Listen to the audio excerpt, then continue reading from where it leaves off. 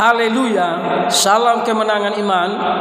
Jumpa kembali dengan saya untuk menanggapi sebuah video.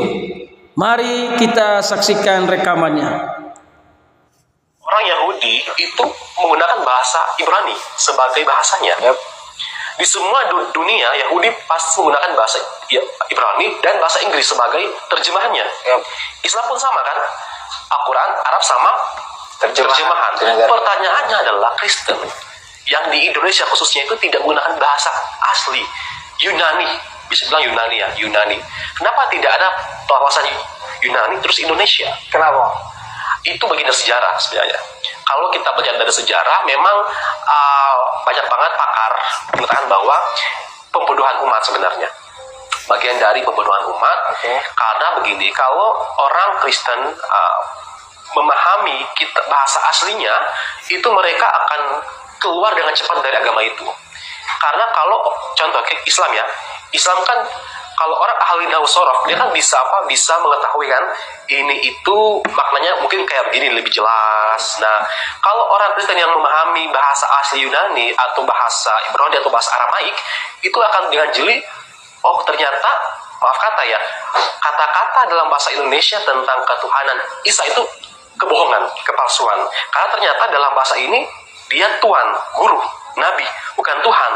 Kalau kita belajar dalam bahasa dalam Inggris King James, kita akan dengan jelas di situ terus adalah Isa adalah Tuhan. Demikianlah sebuah rekaman video yang sudah saya bagikan. Bagaimana seorang tadi yang berkata bahwa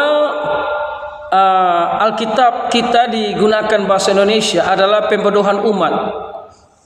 Kalau orang Kristen tahu bahasa asli, pasti akan keluar dari Kristen. Inilah pemahaman yang bodoh, pemahaman yang menyesatkan.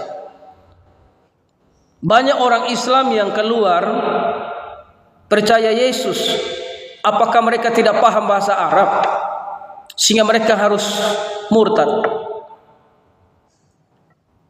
Inti dalam perjanjian baru itu Yesus adalah juru selamat. Entah mau pakai bahasa apapun, Yesus itu juru selamat. Itulah yang kita imani, itulah yang kita percaya. Yesus berkata, aku adalah jalan dan kebenaran dan kehidupan. Aku terang dunia. Aku roti hidup yang turun dari sorga. Yesus sendiri berkata, aku Tuhan atas hari Sabat. Jadi di dalam perjanjian baru itu ada kata Tuhan dan ada kata Tuhan. Yesus tidak pernah berkata dirinya Tuhan, tapi dia berkata dirinya adalah Theos, adalah Tuhan.